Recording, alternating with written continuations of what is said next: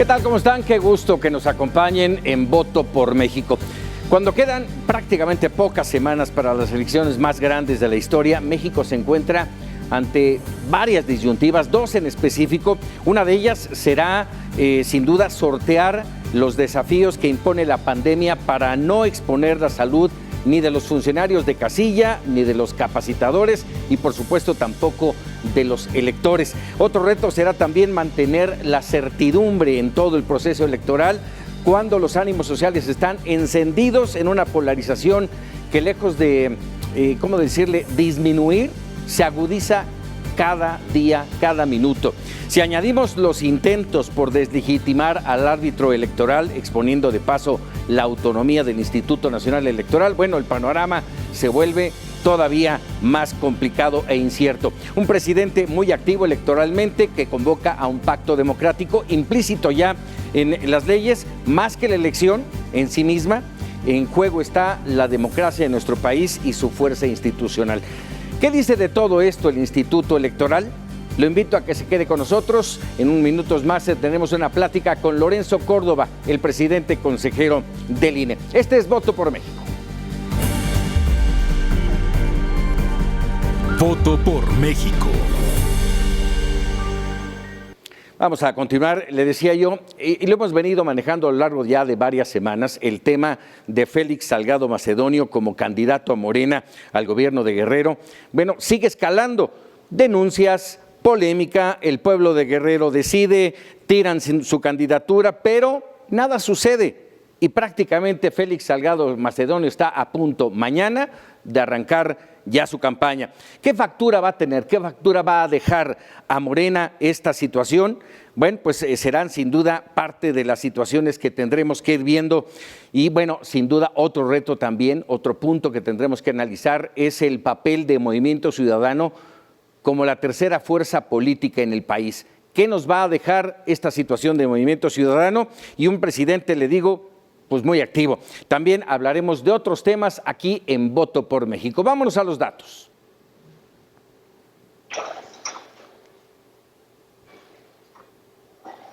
Bueno, y qué mejor que hacerlo de la mano de Luis Carlos Ugalde, el director general de Integralia Consultores. Luis Carlos, ¿cómo estás? Un gusto saludarte. Igualmente, Paco, muy buenas tardes. A ver, son tres temas interesantísimos. También me faltó mencionar el tema de, ya lo habíamos platicado hace apenas unas semanas, la situación de esta situación de asesinatos en contra de candidatos que ha ido creciendo y que el panorama electoral se pone difícil y hoy por la mañana se anuncia un plan para proteger a los candidatos. Pero bueno, vámonos por partes. Félix Salgado Macedonio, mañana arrancan las campañas y no se ve claro si él efectivamente dejará la candidatura de Moreno para Guerrero. Efectivamente, a las 6 de la tarde, o sea, en este momento está iniciando en Guerrero la reunión del Consejo Estatal Electoral, en donde van a aprobar las candidaturas. No hay ninguna razón para pensar que se la van a negar. Y de tal forma que mañana empezará su campaña y Salgado Macedonio será el candidato. Lo ha sido desde el 15 de febrero. Todo lo que hizo Morena hace unos días de decir que lo iban a replantear y que iban a hacer una nueva encuesta, pues es totalmente falso. Incluso si Morena la próxima semana saliera con una encuesta que pone a alguna de las contendientes mujeres más arriba que Salgado Macedonio al interior de Morena, pues Salgado Macedonio ya es el candidato, ya no lo pueden cambiar, salvo que Salgado renunciara. Ese es el hecho, va a ser el candidato, puede ganar, porque Morena, a pesar de que ha caído mucho por el escándalo de Salgado, tiene mucha popularidad y va a ser una lástima que este país tenga un gobernador como Salgado Macedonio por un capricho personal del presidente de la República. Ahora, déjame decir, puede ser que renuncie. Esa sería una de las salidas. La otra sería que se registrara una denuncia específica sobre estos actos ante el Instituto Nacional Electoral. Hay una figura de queja ciudadana que puede presentarse ante el Instituto Electoral de Guerrero, en donde se establece que una de las causales para presentar este tipo de quejas ciudadanas es que alguien o algunos o alguna organización sientan que hay una violación de agresión sexual o de género en contra de algún grupo o de alguna persona, de tal forma que usando ese argumento personas u organizaciones podrán interponer una queja y eventualmente el Tribunal del Estado o el Tribunal Electoral Federal podrían retirar el registro. Esa es una posibilidad que queda, pero por la vía del partido yo no veo que vaya a haber ningún cambio, Paco. Bueno, difícil y complicado este tema que de alguna manera va a marcar sin duda a Morena y a esta elección, concretamente en Guerrero, aunque no sé si la marcará finalmente en toda la instancia en el país. Déjame ir a otro punto, el tema de Movimiento Ciudadano, esta tercera fuerza política de México, y aquí mi pregunta es el único partido que no ha querido hacer alianzas, no ha querido integrarse a ninguna, va sola. ¿Eso es positivo para quién? Bueno, esa es la pregunta. Movimiento Ciudadano es un partido que ha existido por casi 20 años, antes se llamaba Convergencia. Movimiento Ciudadano, cuando se llamaba Convergencia, fue aliado de López Obrador, hay que decirlo. En los últimos años ha tomado distancia y ahora lo que dicen es que ellos son la tercera vía, que no son ni el PRIAN ni tampoco la otra fuerza de Morena, y que ellos quieren hacer una apuesta. Y ellos dicen que tienen que ir solos porque si no se van a confundir y que el electorado tiene que darse cuenta que ellos realmente son frescos. Yo en lo personal creo que no tienen la fuerza, no tienen los números para poder plantearse como una tercera vía. Tienen buenos candidatos en algunas regiones del país, sí.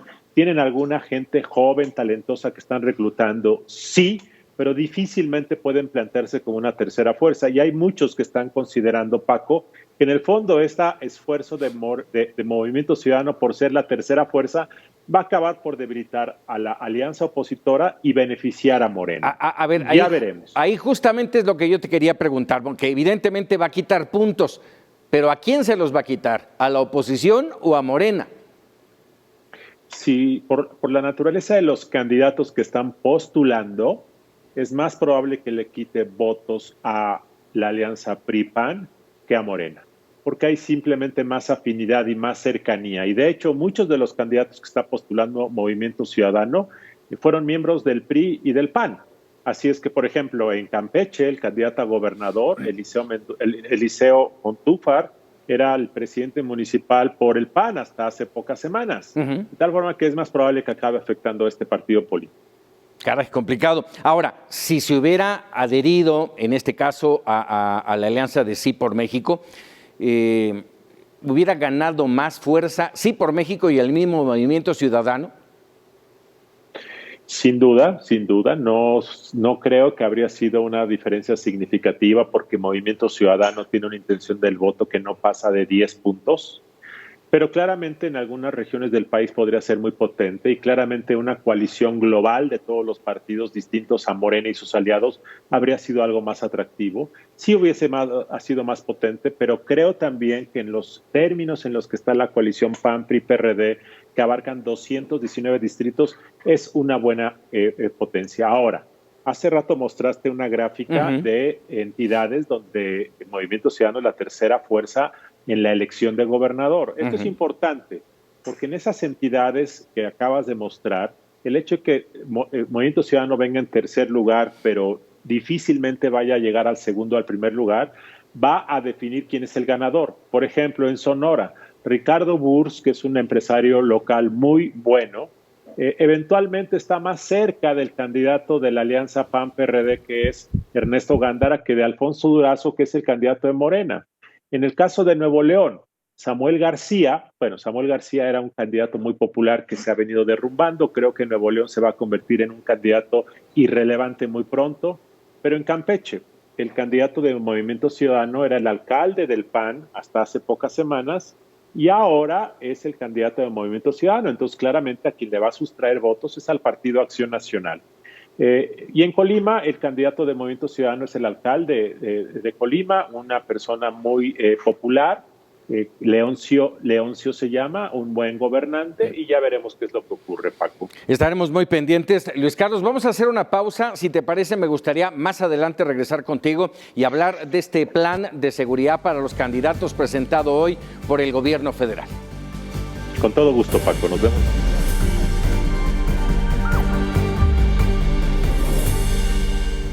Esta semana nos enteramos que el gobernador de Nayarit, Antonio Echevarría García, asegura que su administración se quedó sin recursos para costear el proceso electoral del 6 de junio, pues el gasto lo priorizan en este momento para la salud y la educación del Estado. Por ello, hizo un llamado al gobierno federal para que apoyen a sortear los gastos de las elecciones. Mientras tanto, en Zacatecas, David Monreal Ávila se la juega otra vez al registrarse esta semana ante el Instituto Electoral del Estado como candidato a gobernador por tercera ocasión consecutiva, luego de que compitió sin éxito en el 2010 y 2016. En esta ocasión es impulsado por la coalición Juntos Haremos Historia, integrada por Morena, PT, el Partido Verde y Nueva Alianza. Y ahora nos vamos a Guerrero, porque mientras Morena vuelve a elegir a un candidato, el PAN ya confirmó a Irma Lilia Garzón Bernal como abanderada para la gubernatura. El PES irá con Dolores Huerta Valdovinos, redes sociales progresistas con Ambrosio Guzmán Juárez y Fuerza por México le apuesta a Manuel Negrete. Para Mega Noticias, lo olvidaba. Ricardo Sheffield finalmente se dejó llevar por la tentación y terminó dejando la Profeco para competir por la alcaldía de León en Guanajuato, representando a Morena, claro. Ahora sí, para Mega Noticias TVC, Rodrigo Muñoz.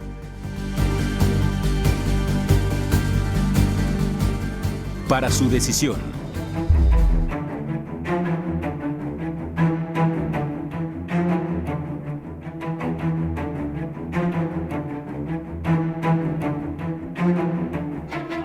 Nuestra única herramienta es la protesta.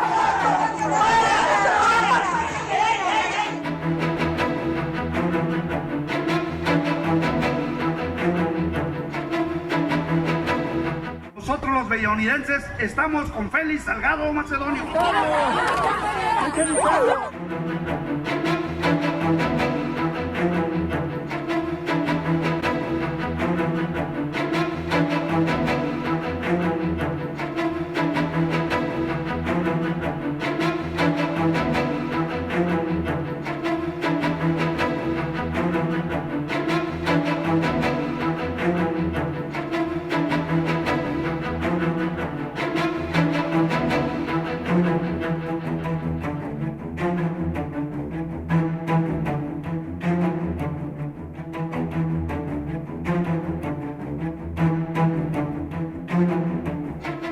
Tengamos las condiciones de seguridad para ser escuchadas, para que se haga justicia.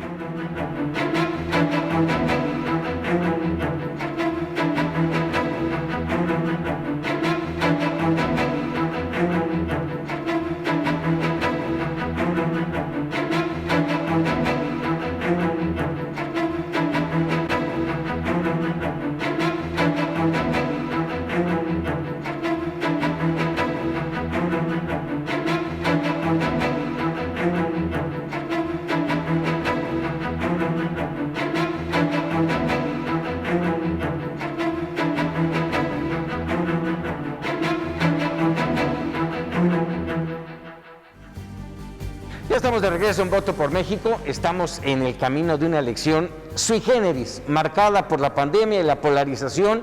Faltan escasamente 3 meses para el 6 de junio y los retos y las dudas mayúsculas. ¿Cómo se desarrollará este proceso? ¿Cuál será el papel del árbitro electoral? Los retos. Y hoy en Voto por México, Lorenzo Córdoba, el consejero presidente del Instituto Nacional Electoral. Lorenzo, gracias por recibirnos esta mañana de jueves. Al contrario, Paco, es un gusto estar con ustedes. Vaya gran elección la que vamos a tener en apenas 3 meses, ¿eh? Ya estamos prácticamente sobre ellas. Y 2 temas que nos preocupan. El tema de la pandemia, sin duda. Hoy estamos tú y yo. En otra oportunidad estuviéramos libres. Así Hoy es. El cubrebocas es fundamental. Sin lugar a dudas, Paco. Déjame preguntarte. Uno es el tema de la pandemia, el otro la polarización. ¿Cómo se ve el árbitro electoral frente a estos 2 retos? Bueno, con desafíos pocas veces vistos, Paco. Evidentemente la pandemia ha alterado todos los ámbitos de la vida social y las elecciones no son una excepción. No son las primeras elecciones que se van a realizar en el mundo en tiempos de pandemia. Hemos venido a lo largo del último año pues mantener una comunicación no solo muy estrecha, sino también hemos participado en la construcción de buenas prácticas para que, como me gusta decir, las elecciones y con ello la democracia no sean una víctima más de la pandemia de COVID-19. Así es. Afortunadamente tuvimos 2 experiencias en Coahuila y en Hidalgo que fueron muy positivas, que nos permitieron pues encontrar, digámoslo así, una serie de protocolos, afinar una serie de protocolos que son los que van a estar vigentes durante toda la elección y particularmente el día de la jornada electoral, con buenos resultados. Ni en Coahuila ni en Hidalgo las curvas de la pandemia se alteraron por la organización de las elecciones. Esto es un gran dato. Y esto nos impone también un desafío enorme en términos de comunicación. Sí, por ejemplo, además estás hablando ya no de 2 estados, no, sino todo el país. Por supuesto, la elección más grande de nuestra historia, tanto por el número de potenciales electores, casi 93 millones de ciudadanas y ciudadanos podrán votar el próximo 6 de junio, como por el número de cargos en disputa. Son casi 21,000 cargos en disputa, lo que significa 3,000 más que hace 3 años, en 2018. Y es un contexto, insisto, en el que nosotros tenemos que desplegar una capacidad pedagógica para transmitir, yo te diría, 2 cosas. Uno, que el Instituto Nacional Electoral está haciendo todo, como lo estamos haciendo ahora nosotros justamente con cubrebocas, para cuidarnos a nuestros funcionarios, pero también con ello cuidar a la ciudadanía.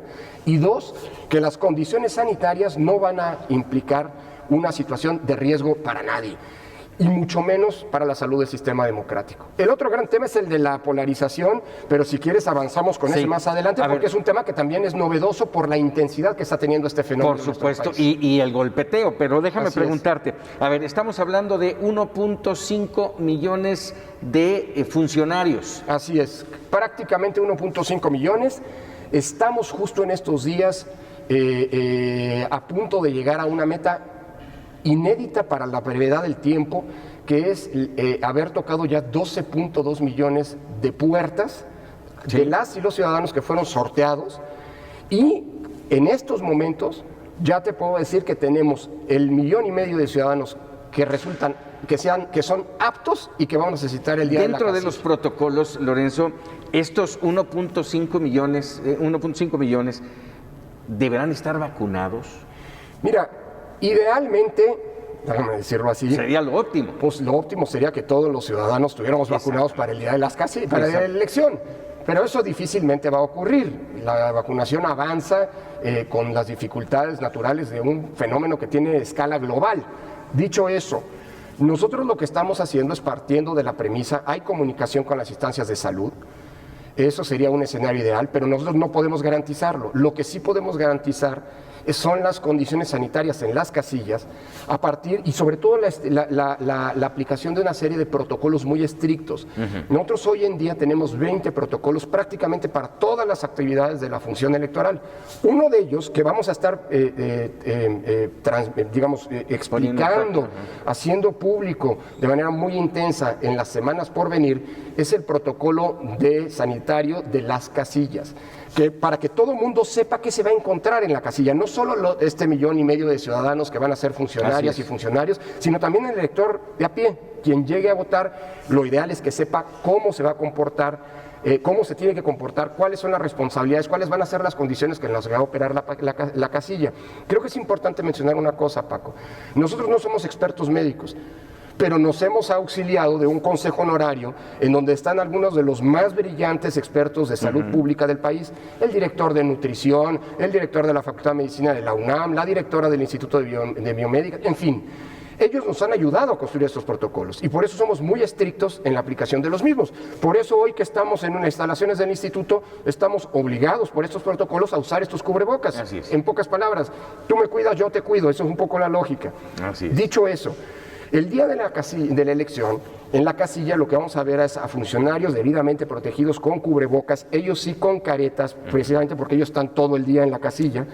Tendrán la instrucción de sanitizar periódicamente todas las áreas de contacto con la ciudadanía. No se va a permitir entrar a más de 2 ciudadanos a la vez en la casilla.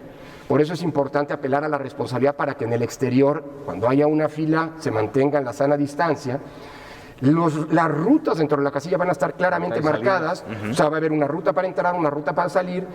Te acordarás que las mamparas, por ejemplo, tienen, donde se vota en secrecía, tienen unas cortinillas. Decidimos que esas cortinillas es muy probable, esta es una decisión que tomaremos en breve, pero es muy probable que esas cortinillas las retiremos para evitar estar tocando cosas. Le vamos a pedir a las y los ciudadanos que lleven su propio bolígrafo para que sean ellos con él el que lo marquen. Si no, les proveeremos uno que tendrá que sanitizarse, limpiarse cada vez que se utiliza. Vamos a pedir que en el momento, a los ciudadanos, los funcionarios van a tratar de identificar al elector sin que se quite el cubrebocas. Si esto no es posible, se le pedirá que sin hablar se lo retire momentáneamente para que lo identifiquen y se lo vuelva a poner. Si alguien llega sin cubrebocas a la casilla, no le vamos a permitir el paso, pero le vamos a dar un cubrebocas para que pueda ejercer su derecho al voto. Es decir, son protocolos muy estrictos que hay que comunicar para dar la tranquilidad a las y los ciudadanos de que los estamos cuidando. Toma de temperatura. Mira, es muy complicado por las dimensiones. Tener 163,000 termómetros para ese efecto es complejo. Los propios expertos médicos nos han dicho que basta con un breve cuestionario a la entrada de ciertos síntomas. El tiempo en la casilla es relativamente breve. Confianza en el elector. Pero estamos en pláticas con las distintas instancias de salud para que ellos mismos nos ayuden en todos estos protocolos sanitarios de llegada a la propia casilla. Digamos que nosotros somos responsables dentro de la casilla, pero todo lo que ocurra fuera de la casilla, pues lo ideal es que tengamos no solamente apoyo de las instancias de seguridad, como siempre ocurre, sino también en este caso de las instancias de salud. ¿Qué pasa, Lorenzo, si llega alguien con síntomas? Bueno, si llega alguien con síntomas, tenemos allí una serie de protocolos específicos. Se le va a pedir, digamos así, que de preferencia no entre, pero si quiere ejercer su derecho a voto no podemos evitarlo. ¿Esto qué significará?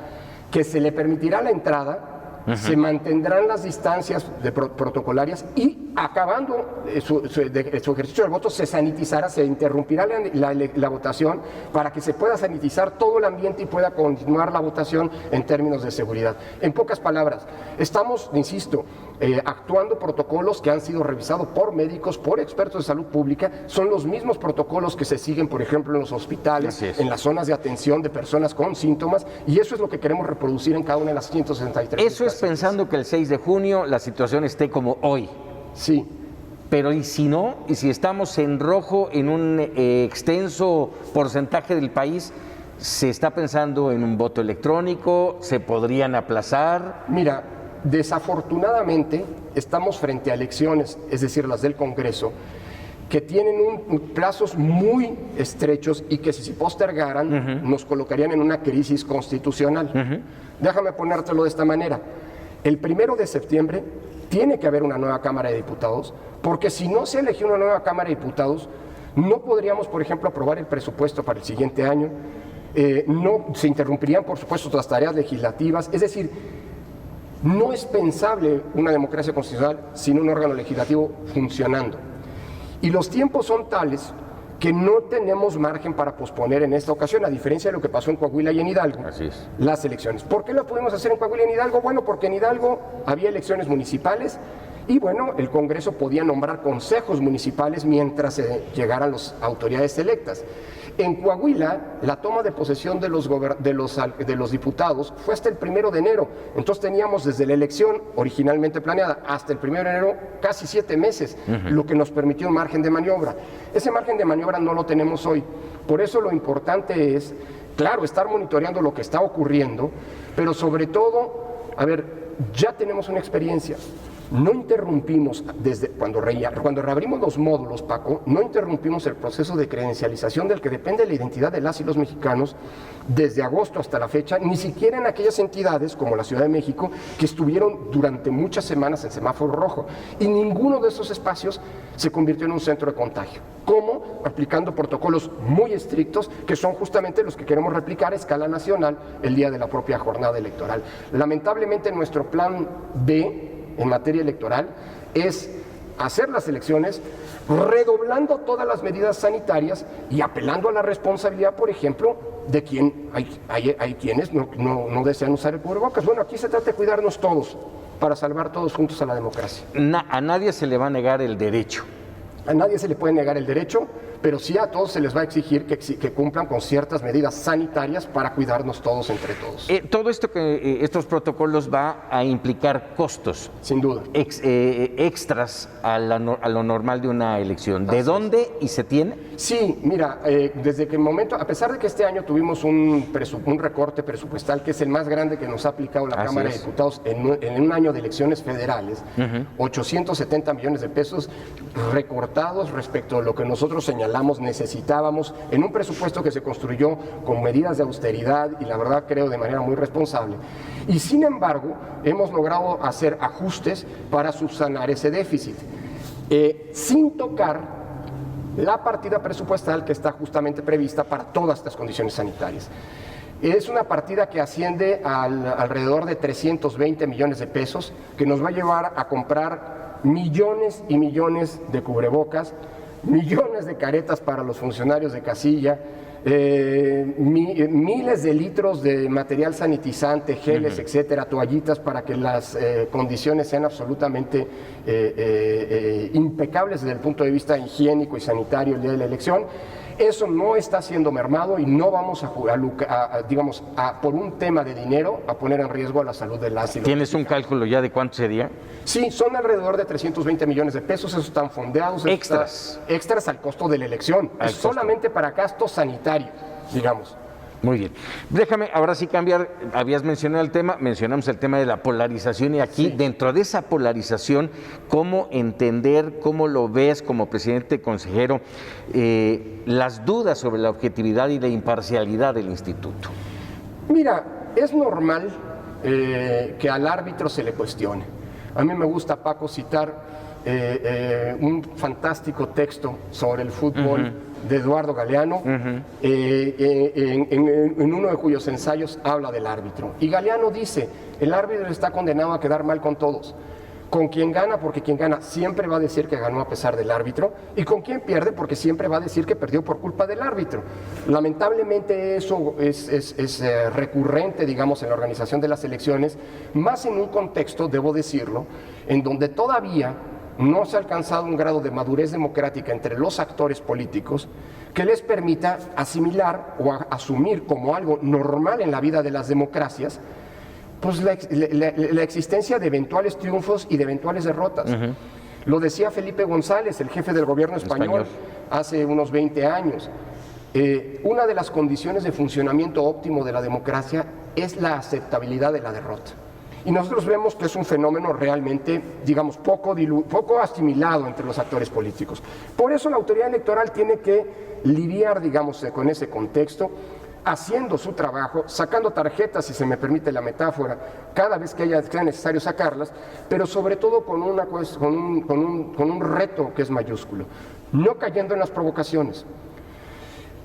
En un contexto tan polarizado como el que estamos viviendo, y la polarización, Paco, en esto quiero ser claro, la polarización no es un fenómeno ajeno a las democracias. Pues la vida política, oye, estamos hablando de elecciones donde se disputa el acceso al poder político. Es normal que haya tensiones, confrontaciones, incluso polarización. Es más, las campañas son el espacio institucional para que esa polarización se procese de manera pacífica. El problema que estamos teniendo son, por un lado, los niveles de polarización que ya no solamente se ocurren durante los procesos electorales, sino de manera permanente. Y en segundo lugar, un delicado componente de intolerancia que es un valor antidemocrático, me atrevería a decir el valor antidemocrático por excelencia. Cuando polarización e intolerancia se conjugan, al adversario ya no lo ves como un legítimo contendiente con el que tienes diferencias y del que se vale no solamente contrarrestar posturas y contraponer propuestas, sino empiezas a quitarle incluso cualquier signo de legitimidad. Es decir, es alguien al que no le reconoces el derecho de participar y lo enfrentas con una descalificación permanente y total. En ese contexto, la tarea del árbitro es muy delicada, porque lo que hemos visto es que quien pretende vender desde ahora la idea de que el árbitro está sesgado, de que el árbitro juega con uno de los equipos y no es, en cambio, digámoslo así, este tercero imparcial que se coloca por encima y arbitra el partido. Por eso es bien delicado lo que está ocurriendo y la postura del INE tiene que ser una enorme responsabilidad. El día en que el INE se confronte con alguna de las partes, ese día el árbitro electoral está equivocándose. Pero pero tampoco tiene que caer en el otro extremo de dejar que el juego ocurra sin marcar ninguna falta, porque entonces el juego se descompone. Lo que tenemos que hacer es recordar permanentemente, cuando marquemos las faltas, de que siempre va a existir la tentación de provocar al árbitro para justificar esa postura, esa especie de profecía autocumplida de que el árbitro no era el idóneo para la elección. Déjame ser provocativo. Así es. Si esos señalamientos, esa polarización proviene de Palacio Nacional, ¿el INE está en riesgo? Digamos que el INE estaría en riesgo si cayeran las provocaciones que vienen de ahí o de cualquier otro lado. Mira, los actores políticos son eso, y hay que entenderlos. Y tienen intereses de parte, y es legítimo. El árbitro no. El árbitro tiene que tener la capacidad de ponerse por encima de los actores y con equidistancia, sin filias ni fobias, con absoluta imparcialidad, conducir el partido. Esto es señalar cuando hay faltas, sacar tarjetas cuando se tengan que sacar, de un lado o del otro, pero no caer en esa lógica de confrontación que es muchas veces donde los propios actores políticos quieren colocar a la autoridad electoral. ¿Cómo combatir esa polarización en un sistema democrático que finalmente termina por desgastar a las instituciones, sí, hablando de instituciones, pero también de candidatos, de partidos? Sin duda. Mira, yo creo que es una salida que puede parecer fácil, pero que en realidad no lo es. Con mucha responsabilidad. Déjame, creo que es importante hacer una pausa en este sentido, sí, y recordar de dónde venimos. Venimos de un régimen autoritario en donde las elecciones eran probablemente el primero de nuestros problemas. Hoy ya no lo son. Y esto ha sido así porque hemos logrado construir un conjunto de reglas. Las reglas pueden cambiarse, pueden no gustar. Es más, con el paso del tiempo es hasta pertinente que las reglas se ajusten. Pero las reglas son las que son. Y con una condición de la democracia es que todos jueguen conforme a las reglas que contribuyeron a construir. Y en ese sentido, reglas, procedimientos e instituciones son una construcción colectiva. No las hizo un hombre, no las hizo un partido, no las hizo una postura ideológica, es una construcción de todas y todos. Hay una cantidad de luchadores sociales, políticos, incluso algunos hasta la vida dieron para construir lo que hoy tenemos. La democracia es una construcción colectiva. La defensa de la democracia y por lo tanto la identificación y, digámoslo así, la impermeabilidad frente a estos elementos como la polarización intolerante que la pone en riesgo, también tiene que ser una defensa colectiva, digo yo. A ver, en este sentido, el tiempo, tenemos una cantidad de temas que hay que abordar con el tema de la elección, pero hay tres temas que me gustaría tocar, aunque sea brevemente. Sí. El primero, el tema del financiamiento, sí, que es invariablemente preguntarte sobre este tema, el dinero que viene de X personas, del crimen organizado, de los privados, sanciones por el financiamiento que, en lo personal te digo, vienen las sanciones a toro pasado y ya no sirvieron de nada. ¿Qué va a pasar con el financiamiento? Después te preguntaré sobre el tema de los programas sociales que se acaban ustedes de pronunciar en ese entorno contra Morena. Y vamos con esas dos. Mira, el tema del financiamiento es un tema, digámoslo así, disruptivo para cualquier democracia. Y en México lo hemos enfrentado bastante bien, con un financiamiento público generoso, que sin lugar a dudas habrá que revisar porque los montos, lejos de fortalecer a los partidos, hoy me parece incluso que los colocan en una situación de vulnerabilidad, demasiado dinero, pero que no puede reducirse de manera así, en un escritorio, digamos, de manera artificial, sino que se tiene que reducir eventualmente pensando el impacto que va a tener en las finanzas partidistas. ¿Por qué? Porque si tú solo cierras la llave del financiamiento, puedes provocar que los partidos políticos vayan a buscar dinero donde no queremos que lo busquen. Y como tú bien dices, en el contexto actual hay intereses, algunos legales, otros eventualmente ilegales, unos legítimos, otros que no lo son, que están dispuestos a financiar la política. Y ese es el debate en el que nos encontramos. Si queremos que la política sea autónoma frente a estos intereses que siempre están detrás del dinero, quien aporta dinero a la política no hace filantropía, esto tengámoslo claro, ¿no? O no. Ahora, por otro lado, tenemos mecanismos de fiscalización que son robustos, que son mejorables sin lugar a dudas. Para esta elección estamos estrenando convenios con otras instituciones de inteligencia financiera como la UIF y la Comisión Nacional Bancaria, en fin, la Secretaría de Hacienda, que estimamos nos permitan hacer investigaciones mucho más puntuales, es decir, ya no escopetazos, sino tiros de precisión a partir de la construcción de modelos de riesgo, es decir, a partir de los antecedentes digámoslo así, el tipo de financiamiento indebido al que suele recurrirse. Es decir, ya sabemos cómo opera y lo que hay que hacer es poner la lupa sobre esos casos específicos.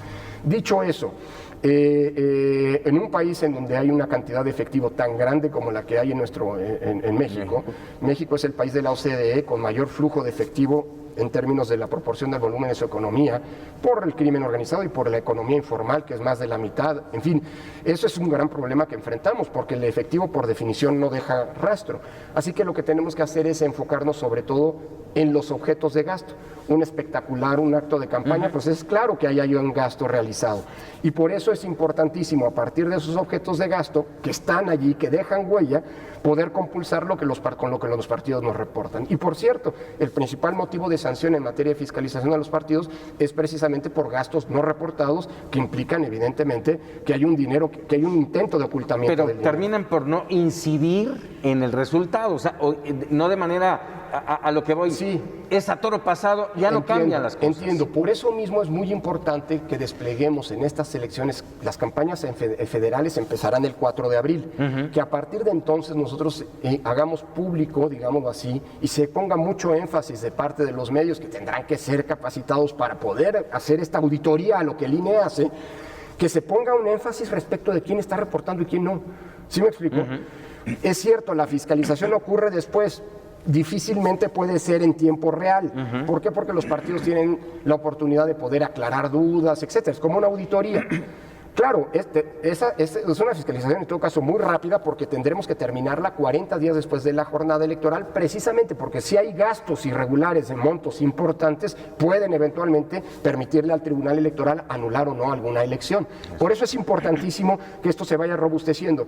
Pero yo confío mucho en la auditoría pública, por eso lo que haga el INE en términos de fiscalización tiene que ser explicado y sobre todo tiene que ser escrutado desde los medios y desde la propia ciudadanía, generando así un contexto de exigencia para nosotros como autoridad, por supuesto, que es importantísimo, pero también para los propios partidos políticos, que al final del día son los sujetos observados y los que están sometidos a este ejercicio de rendición de cuentas. Muy bien. Hablamos del tema de los programas sociales. Programas sociales, su uso en el entorno de la pandemia y su objetivo electoral.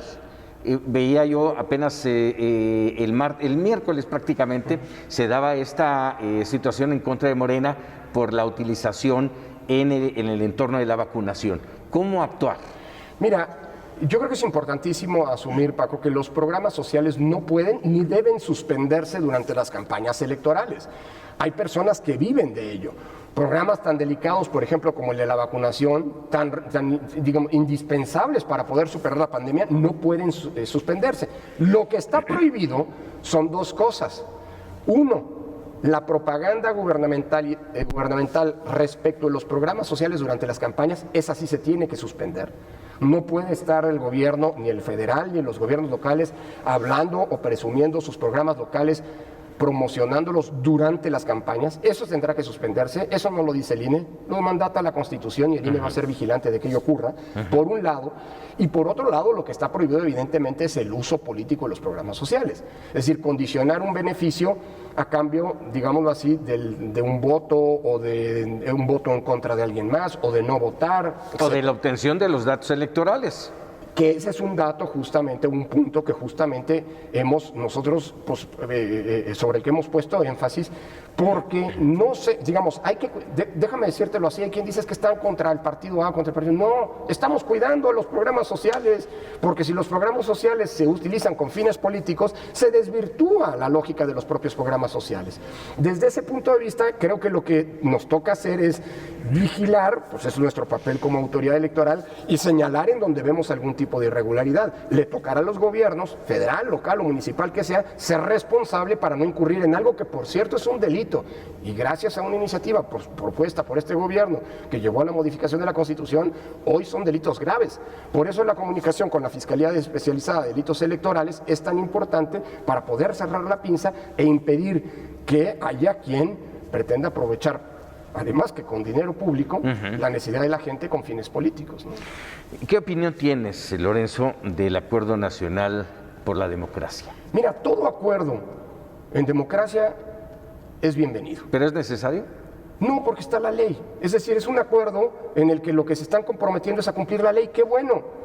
Qué bueno que se refrende una y otra vez la obligación o el compromiso de cumplir la ley. Si no se cumple la ley, de todos modos va a estar el INE para hacerla cumplir. Es decir, ¿son indispensables estos acuerdos? No, pero hay que darles la bienvenida, porque se trata de actores políticos que se están comprometiendo públicamente a cumplir la ley. De todos modos, el cumplimiento de la ley están obligados, ¿hay acuerdo o no? Para eso están las autoridades electorales. Que hacer cumplir vigilantes. La ley. Y yo te pregunto, en tiempos de pandemia, ya a punto de arrancar las campañas, ¿cómo visualizar las campañas? No va a haber mítines, al menos no sería lógico. Seguramente se utilizarán las redes sociales, no están reguladas. ¿Cómo entender esta situación? Mira, nosotros estamos hablando de protocolos sanitarios, Paco, en vísperas de emitir un protocolo en donde haremos una serie de recomendaciones para los actos de campaña. Son cuestiones muy elementales. Procurar respetar los aforos que las autoridades han establecido en los espacios públicos, no rebasar esos aforos, mantener la sana distancia, procurar e invitar a las y los ciudadanos que participen a tener mecanismos de protección como el cubrebocas, etcétera, etcétera. Pero no vamos a volverlos vinculantes, porque nosotros no nos podemos transformar en una especie de policía sanitaria que vaya, digamos, a los mítines a ver qué se hace o qué no se hace, si se cumple o no se cumple. Creo que aquí el papel de los propios medios de comunicación que van a reportar lo que ocurre en esos espacios, o de los propios partidos políticos que se van a vigilar entre sí, va a ser muy importante, y como ciudadanas y ciudadanos creo que vamos a tener una información adicional a la que nos darán las plataformas electorales y las propuestas de campaña. Si las y los actores que nos están pidiendo el voto, si las y los candidatos son responsables en términos sanitarios o no. Para mí sí es importante, seguramente como ciudadano, saber si quien está diciendo vota por mí, pues es alguien que se asume la responsabilidad de cuidarnos todos, porque es la única manera de enfrentar una pandemia. Dicho eso, creo que sí va a haber, sin embargo, un uso mucho más intensivo. Lo hemos visto elección tras elección de las propias redes sociales. Y ahí tenemos un terreno delicado, porque nosotros podemos llegar en la regulación de las redes sociales hasta donde tengamos certeza. Podemos llegar a vigilar que se cumplan las reglas electorales, por ejemplo, en las páginas de los candidatos, en las páginas de los partidos, etcétera. Pero hay un lugar en donde es difícil que entremos a pretender regular, porque, pues bueno, hay cuentas que pueden estar del otro lado del mundo y que nosotros, sobre las que no podemos tener control. Yo apelaría aquí a mucha responsabilidad y sobre todo a una acción en la que el INE participará de manera muy intensa, que es desmontar todas aquellas noticias falsas que busquen generar confusión o desinformación, ¿no? Perfecto. Dentro del entorno de la elección más grande de México en su historia, pero además es grande porque ha crecido el país. Así es. ¿Cuál será el papel del Instituto Nacional Electoral, concretamente, te lo pongo nada más como ejemplo, en las 15 entidades donde hay cambio de gobernador? ¿Es el organizador, el regulador, el que pone las normas? ¿Dónde se pone el OPLE y el instituto local? Es una gran pregunta, Paco, porque nos ayuda a entender un sistema electoral que es muy complicado. Muy complicado. El INE es el responsable único, exclusivo de las elecciones federales. Pero en donde hay una elección local, y en esta elección va a haber elecciones locales en las 32 entidades, es la primera vez que ocurre esto. Todos los estados van a tener algún tipo de elección, algunos 3 elecciones, otros 2, otros 1 nada más, concurrentes con las elecciones de diputados federales. Entonces, en las elecciones locales, la organización de las mismas es una tarea de 2.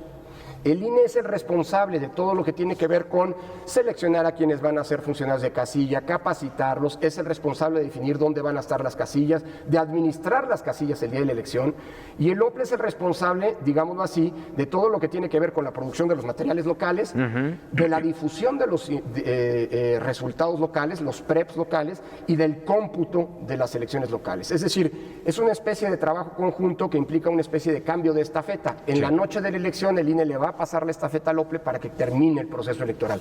Y en donde hay elecciones de gobernador estamos teniendo nosotros pues una atención particular, porque no hay modo, déjame decírtelo así, que salga bien la elección federal si una elección local sale mal. Por eso es la complejidad de una elección tan grande, tan intensa, con tanta disputa por el poder político como la que vamos a tener el 6 de junio. Perfecto. Si me permites, Lorenzo, Sí. me gustaría ir ahora a nuestra sección que es de bote pronto. Encantado. De bote pronto. A ver, Lorenzo, el guardián, el llamado guardián de las elecciones, ¿representa presión para el INE? Es solo sí o no, porque te diría que el guardián de las elecciones es el INE. No, Bueno, no. no. La confrontación con el tribunal va a marcar de alguna manera el proceso electoral. Y me refiero a la confrontación, pues porque lo sabemos, ha habido disputas, la última justamente con el tema de la mañanera. No vamos a permitir. ¿Se transmitirán las mañaneras en la llamada veda electoral estos 3 días? Integralmente con las reglas actuales, no. Salgado Macedonio, ¿sí o no? No contesto porque soy el árbitro. Excelente, te agradezco mucho, Al Lorenzo. contrario, Paco, de veras un gusto estar contigo, como siempre. Y aquí seguiremos en Voto por México, esperamos contar con más participaciones tuyas, quedan 3 meses todavía. Sí, un poquito más de 90 días y vamos a las elecciones que vamos todos y todos a salir a sacar adelante, apropiándonos de ellas, Paco. Gracias. Perfecto. De veras. Gracias, Lorenzo. Un placer.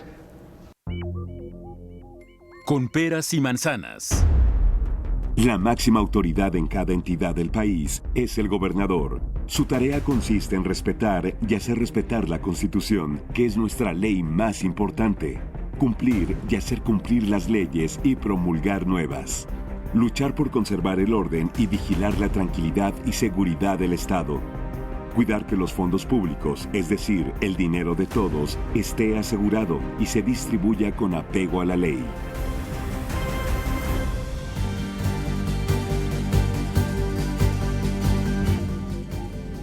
Cartón electoral.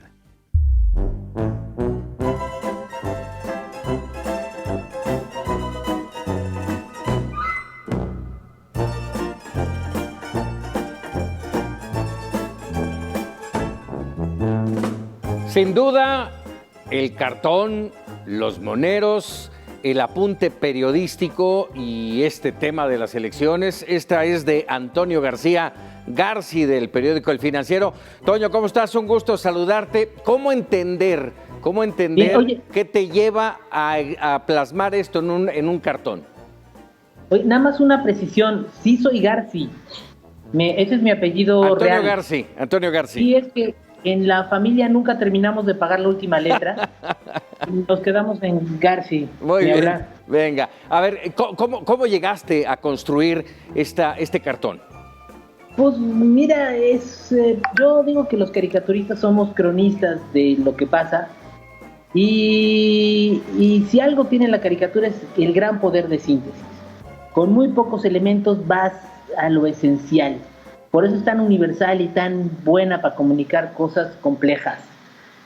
El cartón, pues es lo evidente, es el descarado uso político de la vacuna que está haciendo este gobierno sin ningún pudor, sin tantita madre, de veras, sin ningún atisbo sin ruborizar de plano. Los candidatos de Morena están pasando con papelitos diciéndote que ellos te vacunan.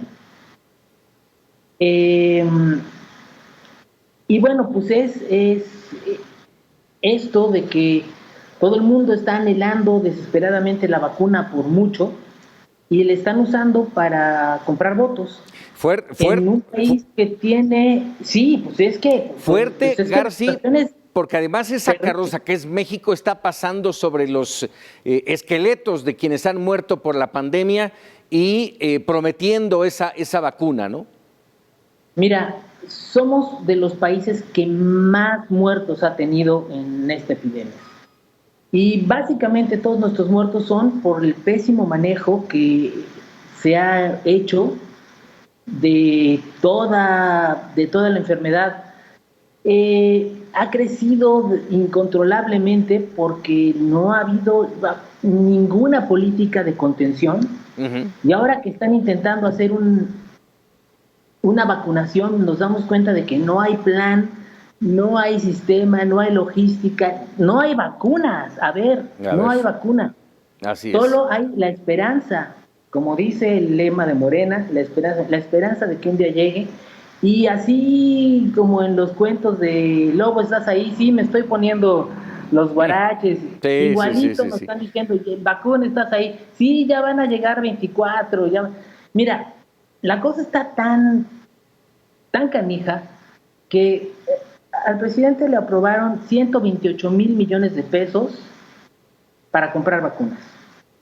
Luego, como dijo que no le alcanzaba, agarró el dinero de los fideicomisos, agarró para gastar discrecionalmente 300,000 millones es una locura la cantidad de lana que se metió al bolsillo, se la clavó, pues, porque la puede usar en lo que le dé la gana, porque no hay ninguna etiqueta. Si dice que se los va a gastar en chicles, lo puede hacer. Bueno, dijo que iba a comprar vacunas, y dijimos, bueno, pues está armadísimo, tiene lana para comprar el doble, el triple de vacunas que se necesitan. Pero no lo hay, Toño. No, pero es que tampoco lo hizo. Toño Garci. La lana de los 28,000 millones de pesos desde abril, y la otra es de octubre, y nos enteramos que apenas en enero estaba pidiéndole a Putin que si quería ya formalmente, la única y primera petición formal de vacunas que tenemos fue la que hizo de Putin en enero. ¿Qué hizo con esa lana y qué hizo con todo ese tiempo? Muchas dudas que tendremos que estar expulgando. Más bien, se sorprende de que la gente se la miente en el avión. Es que a mí lo que me sorprende es que no se la mienten cada que aparezca. Pues vamos a seguir, como siempre, muy cercanos a tus cartones, mi querido Antonio Garci. Te agradezco mucho. Gracias a ustedes. Muy buenas tardes, noches, Toño Garci. Vámonos ahora con las claves de la elección. Claves electorales. Bueno, Luis Carlos Ugalde, ya estamos de regreso. Rápidamente, un apunte rápido sobre este plan de seguridad que he presentado hoy para los candidatos. Pues me parece una buena intención que se presente, pero me parece que es totalmente irrelevante porque la capacidad que puede tener el gobierno para proteger a los candidatos en contienda es muy reducida. Y hoy en la mañana que se presentó esto, y reitero que bueno que haya la intención de hacerlo, no se dieron líneas estratégicas, salvo vamos a instalar una mesa de diálogo con los gobernadores, vamos a revisar que los candidatos registrados no tengan antecedentes penales, vamos a propiciar que todos cumplan con la ley, vamos a reforzar la seguridad, pero eso, Paco, es básicamente lo mismo que tenemos ahora. Es muy difícil que un gobierno pueda proteger a tantos miles de candidatos en contienda. Arrancan las campañas ya prácticamente mañana. ¿Cuáles serían las claves de la próxima semana en el ámbito electoral? Bueno, primero que mañana inician las campañas a gobernador en 5 entidades del país. Ya empieza esto, dentro de un mes iniciarán el resto del país, pero mañana en Chihuahua, en San Luis Potosí y en otras 5 entidades, en Guerrero, por ejemplo, van a empezar. Segundo tema es que el próximo lunes es 8 de marzo, es Día Internacional de la Mujer, y seguramente por el caso Salgado Macedonio habrá enormes protestas. Ya veremos de qué tipo, pero no creo que dejen pasar esta, que es una oportunidad simbólica muy relevante.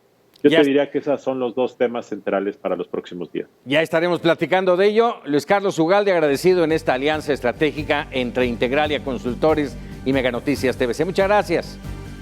Gracias, Paco. Buenas noches. Muy buenas noches. Y hasta aquí, Voto por México, la invitación a que nos acompañe el próximo jueves en este punto de encuentro con Raúl Frías Lucio. Lo esperamos.